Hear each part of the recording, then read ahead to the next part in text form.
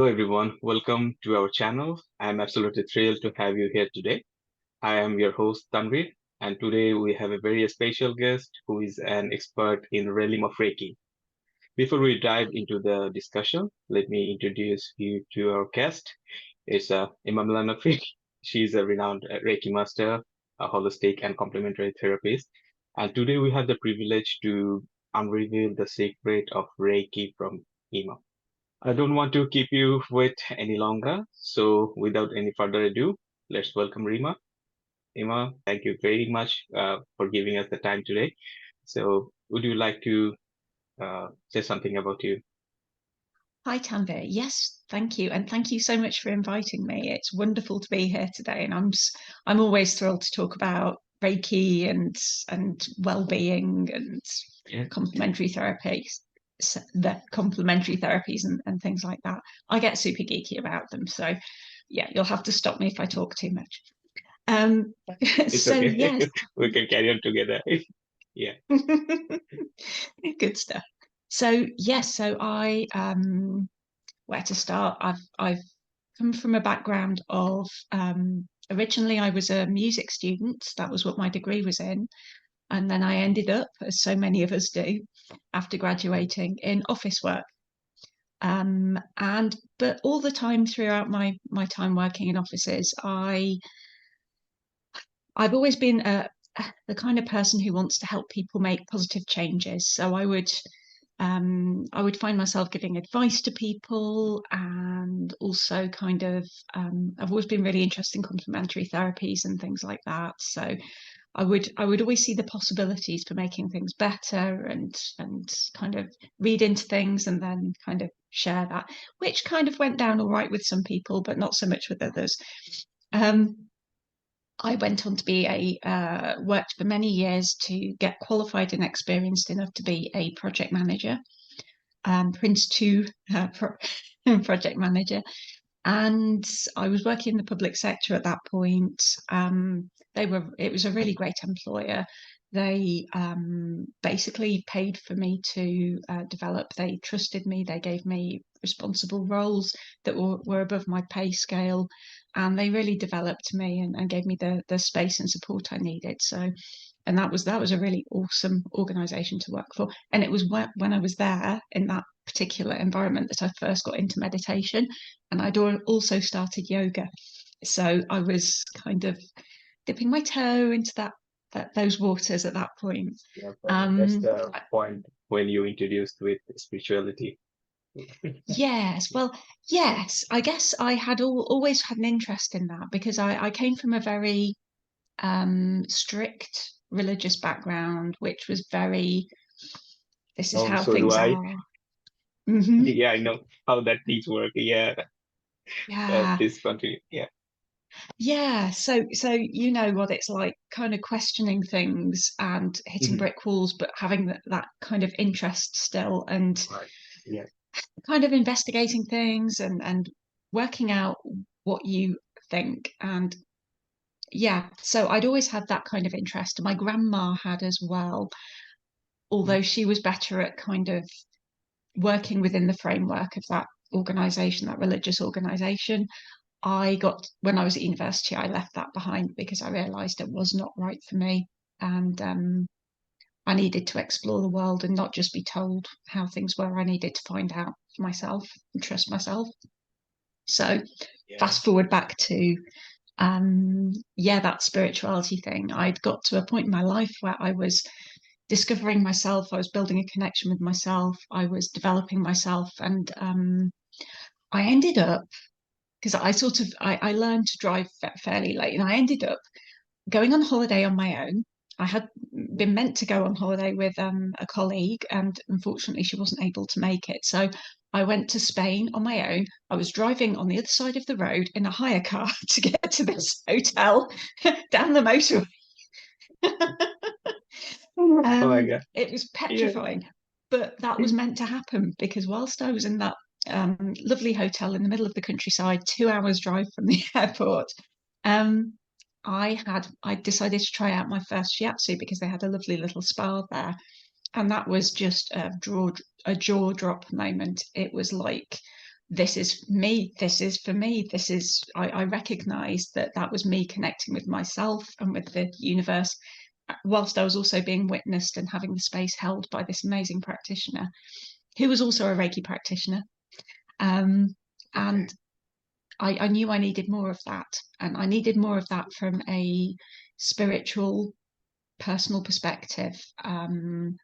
So yes, that's also how shiatsu came to be on my list of my offering, I guess, my kind of portfolio of complementary therapies. It's one of those tools in the toolkit that I'm building up. So yes, after that, got a full-time role in project management in a not so great for me organization. I ended up having one of those existential crises where I was trying my best, and I couldn't let go of that because I'd worked so hard to get that job, but it was not right for me. I was not able to do what I needed to do, and I was not using my gifts the way I needed to. So I got very ill. I ended up leaving that organization. Yeah, the universe does that, doesn't it? It sometimes gives us what we think we want so that we can realize and let go of that completely, which it was pretty dramatic. The same thing. Yeah. So, I mean, the thing is, probably people who are more into spirituality, and when they're doing something else, probably universe is driving them to the, or pushing them to the, in the way where they have to be. So Yes. yeah, I'm quite a stubborn person. I took some convincing to dissuade me from that particular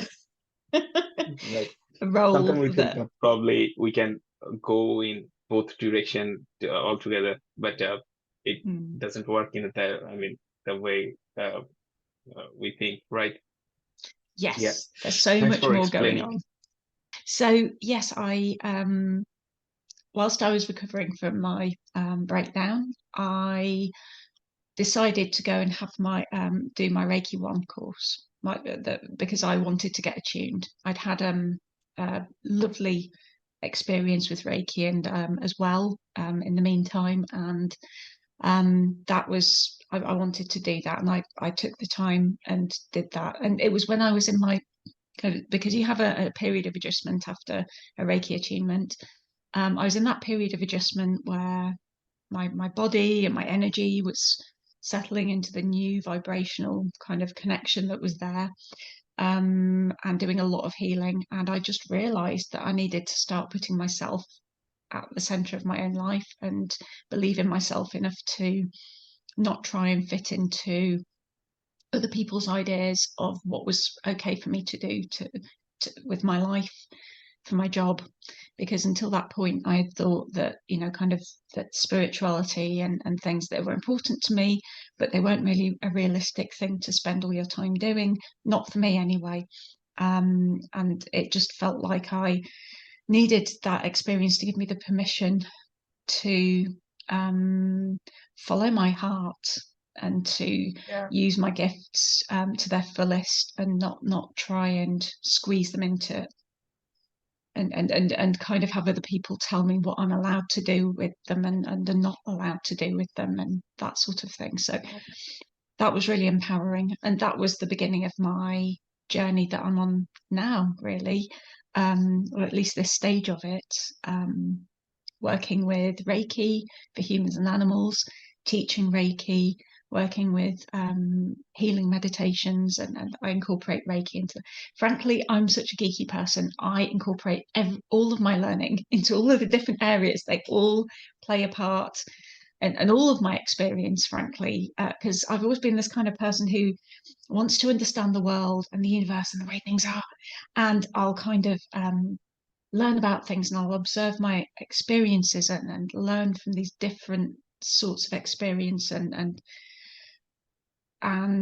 readings and talking to people, and I'll try and understand and fit them into this big picture of the universe and reality, and how everything is, how the world is, how reality is. And that's just kind of how my mind's always worked. So that's how my work with people goes, really. So Yeah, yeah. yeah. Thanks for explaining that. Okay, so now we can just start about the main course of this today's session. So it's Reiki. So what exactly Reiki is, and what does that Reiki word, the term refers to? Could you please explain it to me and the audience as well? Yeah. Reiki. So Reiki is a few different things. Firstly, Reiki is a complementary therapy, which we'll have all probably heard of. Yeah, yeah, Yes. And secondly, Reiki is a spiritual path, or at least, and it certainly was right at the beginning of when it started. It can be both, or it can be either for people when they learn Reiki. It doesn't have to be both, but it can be. Um, it's a spiritual path that doesn't require any kind of specific religious belief or way of being. It's completely non-denominational. It's completely open, and it's about self-development. Um, and it's also a form of energy. Now, the word Reiki often gets translated as universal life force, but actually in Japanese, the term means spirit or soul. So spirit, energy, ki means energy or life force. So there isn't really a direct translation because Reiki comes from kind of Shinto and Buddhism and Taoist culture. Um, but it's a quality, a particular quality of energy or type of energy um, that is what we use when we tap into and we share with other people when we give them Reiki, or we tap into and share with ourselves when we give ourselves Reiki. Does that answer your question? yeah.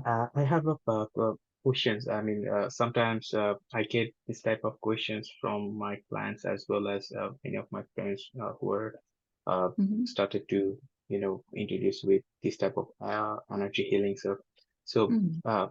there is a Indian philosophy where we refer it to prana, Yes. and are those the same thing or it's different? So prana is more like it's a wider term.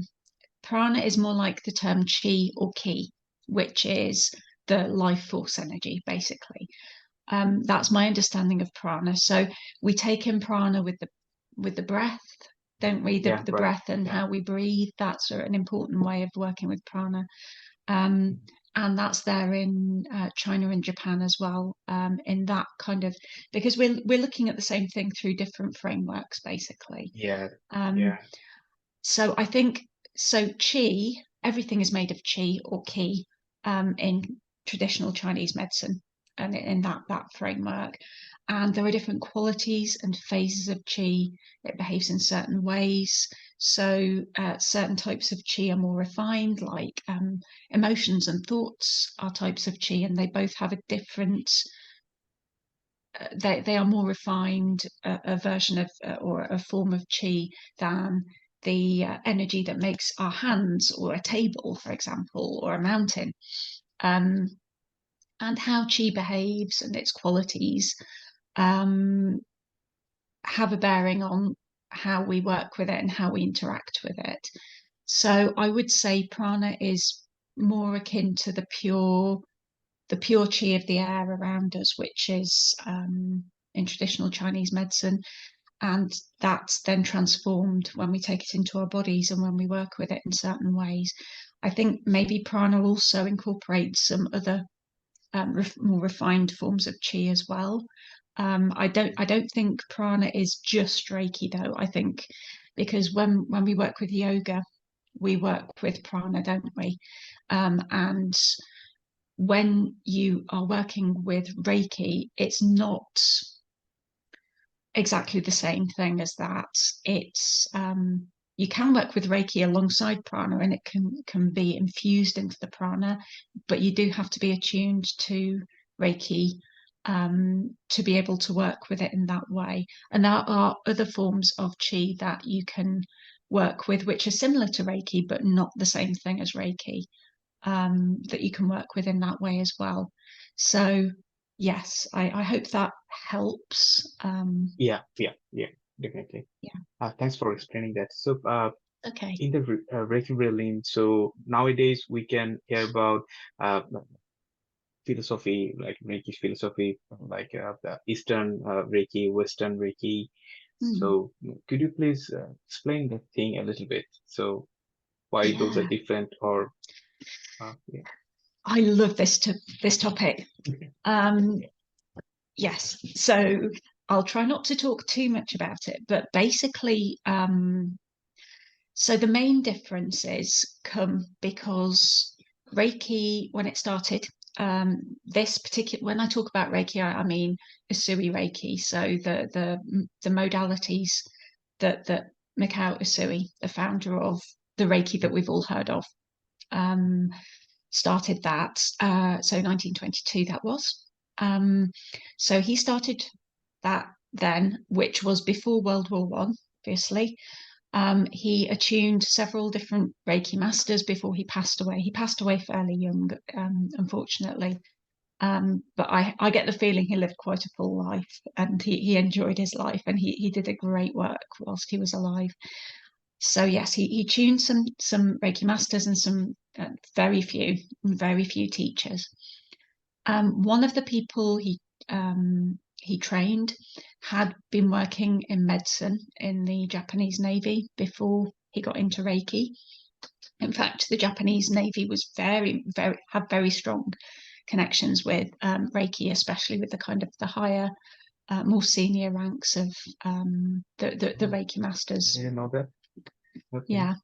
So this guy who was a medic, um, he started his own clinic, his own Reiki clinic, and he kind of adapted what he'd been taught by Mikao Usui, and he introduced kind of certain hand positions to help with certain types of condition.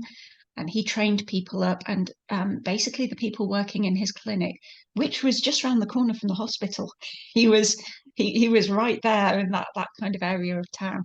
Um, he became very famous for this because he would have two people working on every client.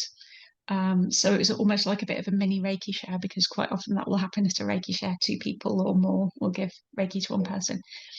So yes, he was doing that. He became very famous. He had a lot of very quite famous clients, I believe, in Japan at that time, celebrities and things like that. So he was very well known. Um, Other people within the world of Reiki, within that whole group, formed a society. It's not clear as to whether that was formed before or after Mikao Usui passed away, but they named him as basically their founder or their first president. And that might have been done through kind of a respect thing, because his spirit was there with them, kind of thing. And that was called the Reiki Gakkai. And they were very much a closed group. And this is partly because at the time when Reiki was this form of Reiki and this modality was being developed in Japan, there was a massive westernization and secularization happening. So what was going on in the political world and really affecting people was that kind of education and religion and healthcare was all being put into a more Western framework. So there would be hospitals and schools and things like that, whereas previously that had all been done at your local monastery, really.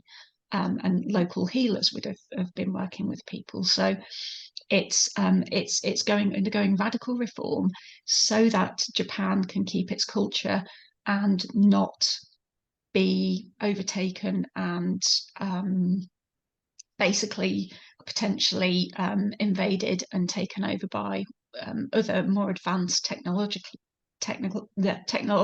advanced countries from the West. So that's what's happening in Japan, and part of that is that Shinto and other forms of what they kind of saw as being supernatural or esoteric practices that were a bit woo-woo and a bit that was a bit embarrassing. So they banned that from happening. They banned people from practicing those ancient traditional practices like mediumship and things like that, which had been at the heart of how things were done. So when Mikao Usui brought in Reiki, he had to be very careful because it does come from Buddhist, esoteric Buddhist and Shinto practice. And he reframed it and he put it in a different, more accessible context so that it could be taught to anybody. Anybody could be attuned, anybody could use it for themselves. And he, rather than using kind of traditional sacred scripture and things like that for meditation purposes, for part of, because meditation and Reiki work really beautifully together. So you've got main concept, yeah. Right. Okay, so yes, I was just saying that Chijiro Hayashi was taking more of a medical kind of different approach with Reiki, and he is the beginning of Western Reiki, really. There was an American woman called Hawayo Takata, whose parents were Japanese, and who was born and brought up in Hawaii.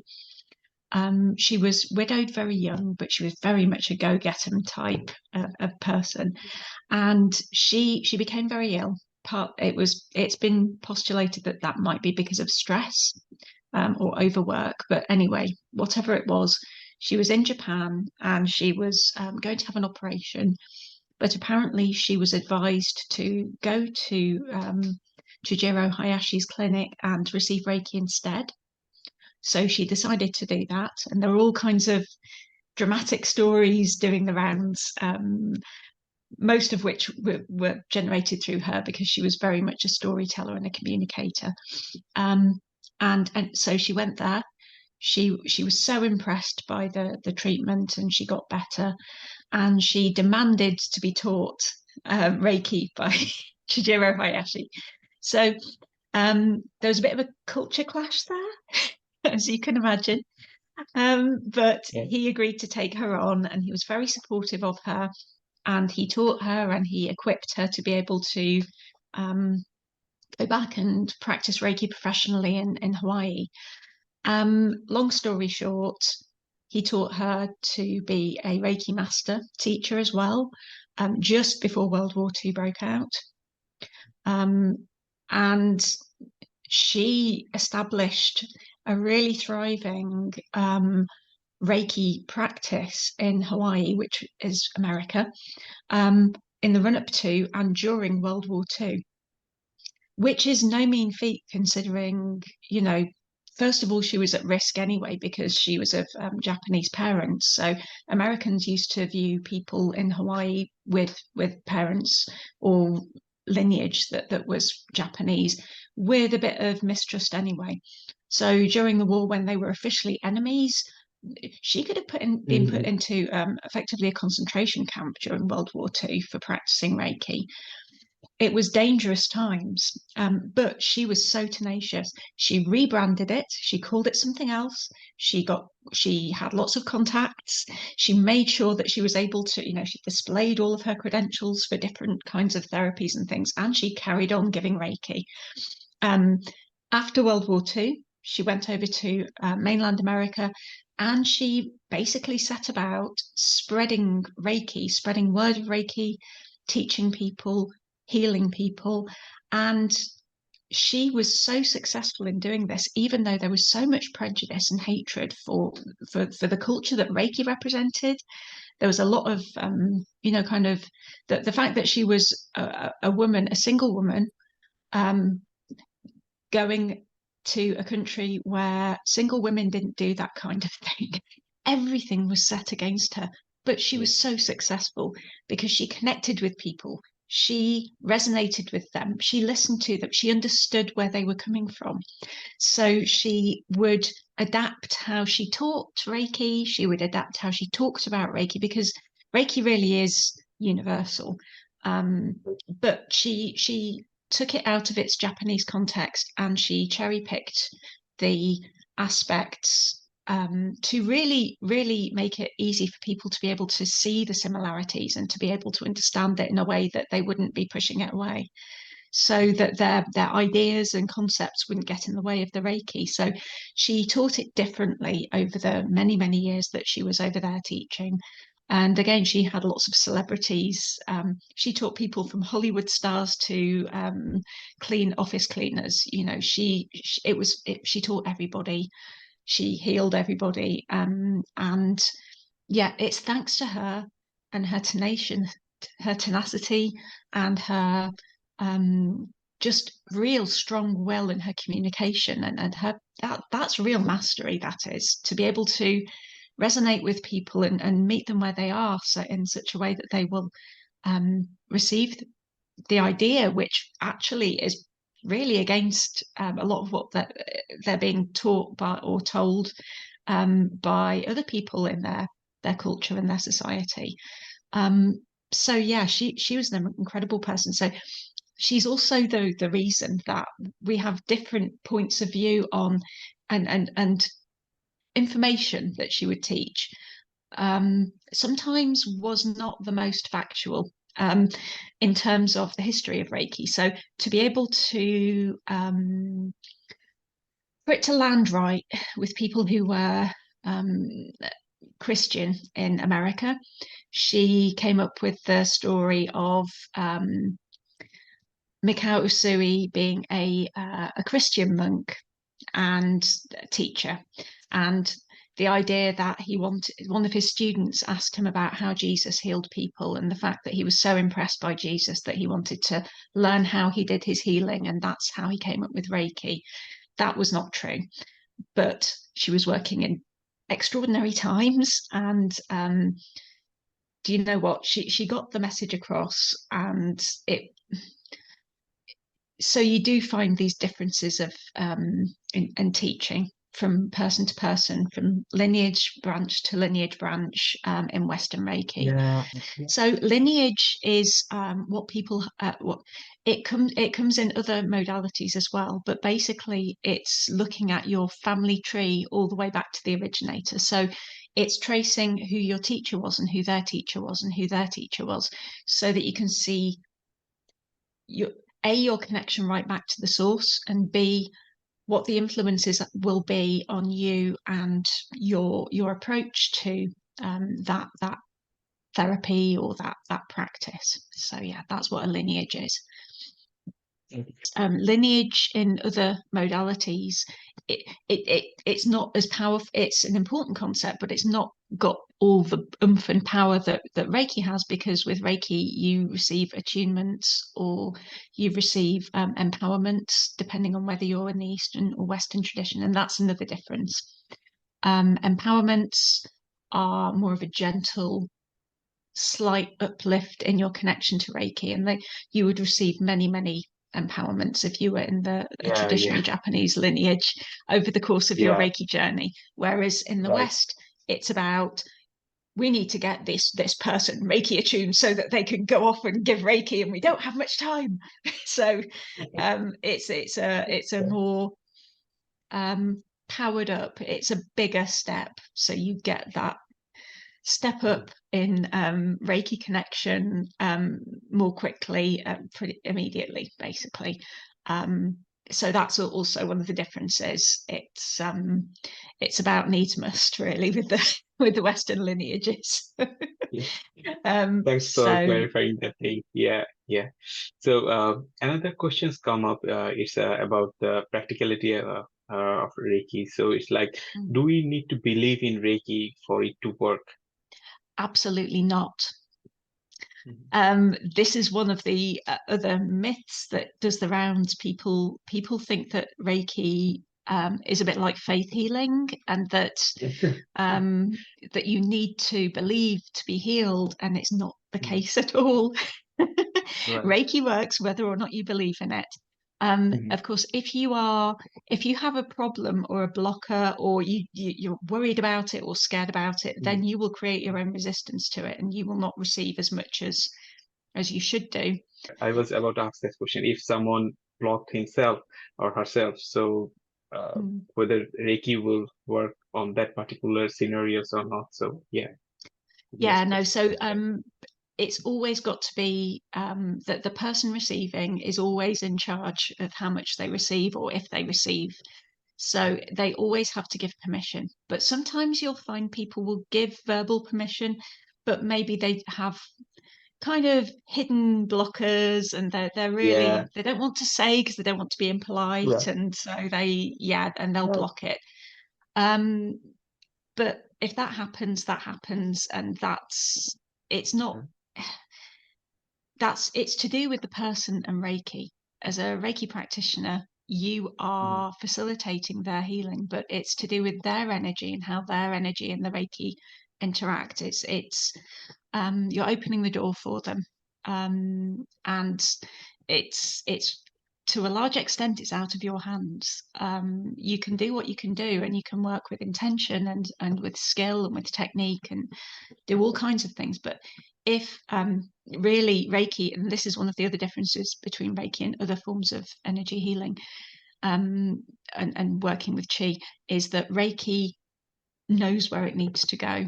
Reiki will work in its own way, even if you are the Yeah. least skilled, the least experienced. You can give an incredibly powerful treatment just by getting out of your own way and letting Reiki do what it needs to do. So, Yeah, I mean, it has intelligence. So, from my personal experience, what I can say that uh, Reiki is the one of the easiest and the most I mean, powerful modality in the energy healing because it mhm, knows where to go and mm, what to do. So mhm, most of the time, we don't need to think about the Reiki, how it will work on the recipient. Yeah. no. No, in fact, the Yeah. less that, certainly at the beginning, the more we can. And the way that I describe this to my students is that I talk about yin and yang. And it's as though Mhm. we are being the yin, we're being the physical form, and we're letting Reiki be the yang and just work through us. So we are giving Reiki our kind of our body and our form and just letting it work as it needs to. So we're noticing it, we're not getting in the way, we're not trying to control it. We're just noticing what happens and we are following our intuition. And the more practiced and the more skilled you become, the more you can play more of an active part with the healing. And Reiki will make use of whatever skills or abilities you have, and it will help you to develop those. I can say from my own personal experience that's been the case. It's that's also partly, I think, because it's a self-development tool. So, and you don't always know how you're going to develop, but that kind of intuition and that felt sense of knowing, and again, we come into the area where we're talking about things and it sounds a little bit woo-woo. Yes. So I Yeah. will say it. The thing is, it's very vivid and it's not woo-woo at all. And quite often people won't talk about this to folks who are not attuned themselves because it does sound crazy. It can sound really just made up. Um, it's very difficult to talk about because it's other. It's not something you can see and touch and like record and things.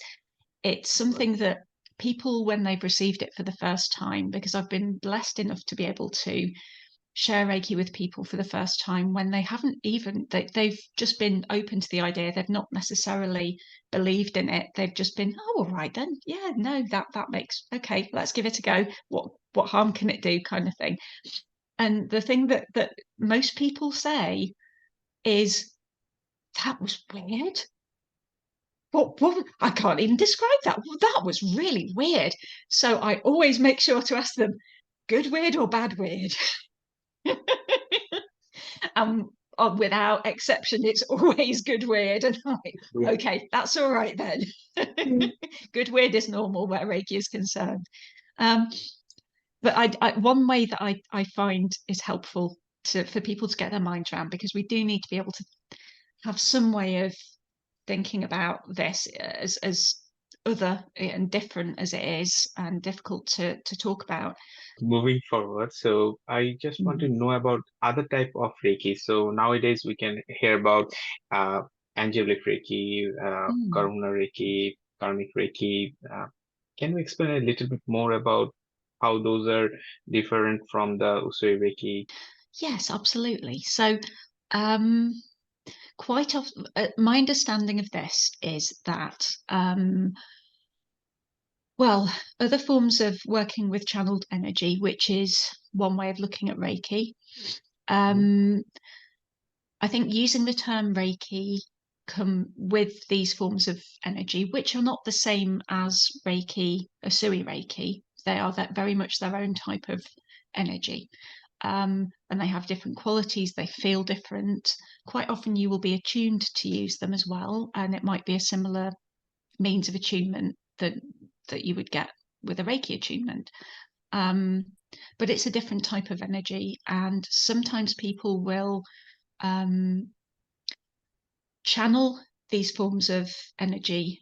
And I don't know the kind of the background for all of them, but I do know that they are different from Usui Reiki, but that they can be described as Reiki because they are spirit energy as well. So you get things like angelic Reiki, which is working with very much working alongside angelic as and the term angelic, it's not necessarily the whole thing of the Christian angels as you would kind of read about in the Bible and things like that. It's We give these names to different entities or different sources as a way to be able to engage with them with our brains, so it gives us something to hold on to. But it's a good idea to be quite open and ready to, maybe it could be something else that we're not able to understand, and maybe in the future we'll learn more and we'll understand more. Um, but yeah, I believe Karuna Reiki comes from one of the major teachers, William Lee Rand, who is in the Western lineage, quite a way up the chain. And he lives in Hawaii himself, and he's channeled and come up with different modalities himself. Um, so yes, Holy that's Fire one. is also, introduced by him, right? What's that? Sorry. Holy Fire, the Yes, Holy modality of, Fire Reiki. yes, Yes, yeah, I believe so. right. Yes, and you can do different things. There are different symbols, and they have different qualities to them, and they feel different. Um, So yes, that's it. The fact that Reiki has been so accessible and it's so easy to work with it, and it opens you up to different types of um, energy work and awareness and consciousness of energy that's around us. Um, and I know that sounds woo woo, but that's, we're talking about something that is effectively energy work and different forms of it. So we're going to get into that area. I'm just using these terms as placeholders, really. Um, so, yeah, because it opens your senses and your ability to perceive and to connect with and to work with other forms of energy and healing. Um, you are, if you have been attuned to Reiki and you are proficient at Reiki, I think they tend to be the people who then go on to bring in their own forms of different energies and pass that on and start their own lineages of those. And many of them have become very successful. Some of them are not so successful, but also worth mentioning, going back to the whole Japanese thing, when Usui Reiki came in, that was not the only form of Reiki in Japan at that time. There were other Mm. people who went up onto Mount Karama who had their own enlightenment experience, who received other forms of Reiki and who actually called it Reiki as well. So the term Reiki had been used previously and was used by other originators of healing modalities and spiritual modalities. at the same time as Usui Sensei started Usui Reiki. The only reason that we look at Usui Reiki as being the original definitive version of Reiki is because it's the one that we are all most familiar with. It's been the most successful. It's the one that's still practiced today, and that people still, when somebody says Reiki, it's because of Usui Reiki. And likely it's because Hawaii Takata brought it to the West as well.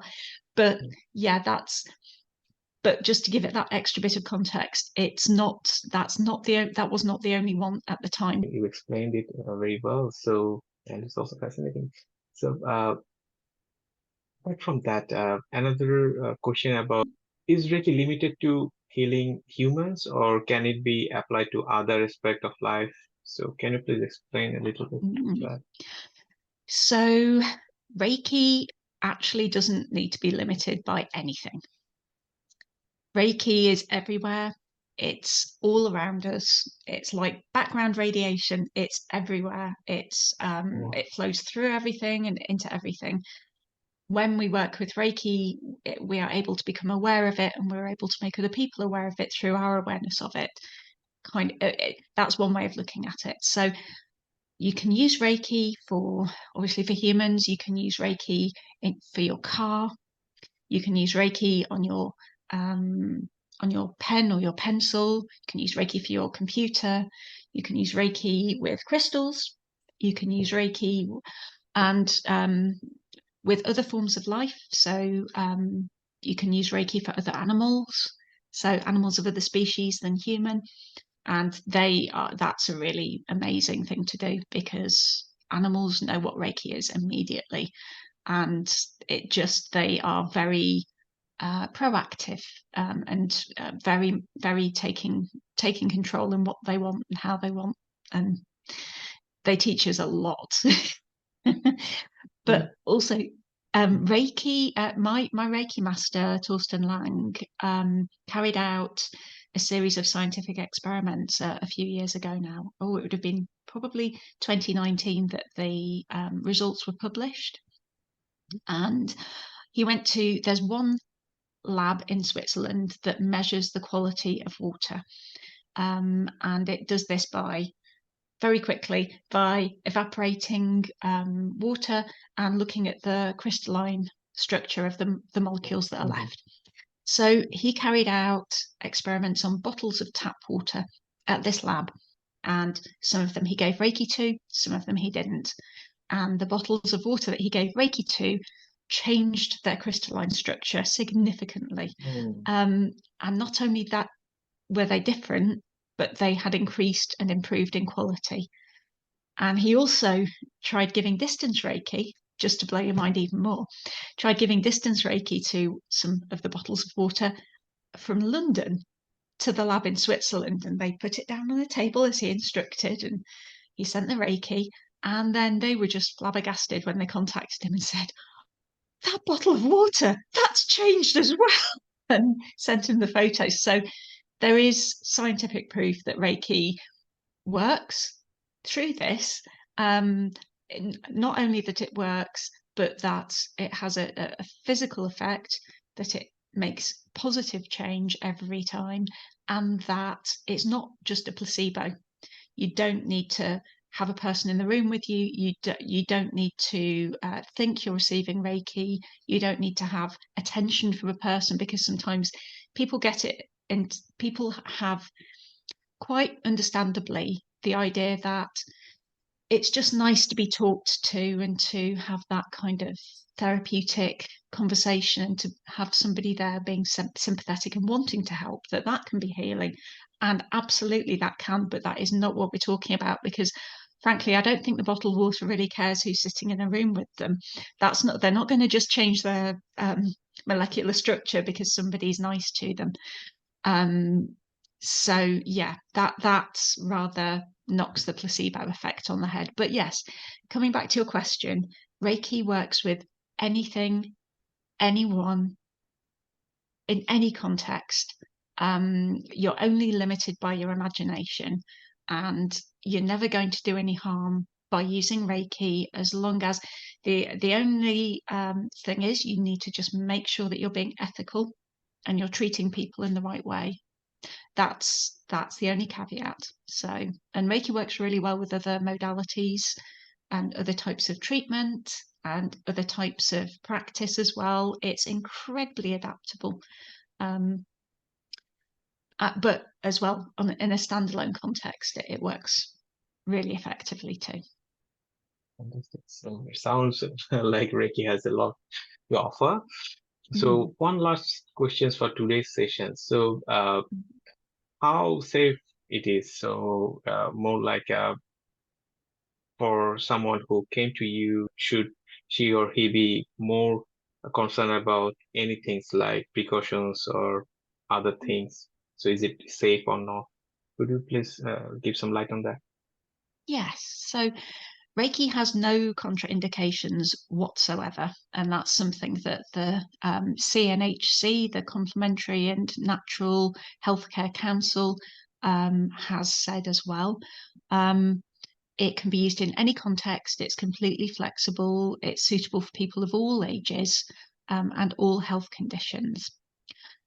How we use it does sometimes need to be adapted, though.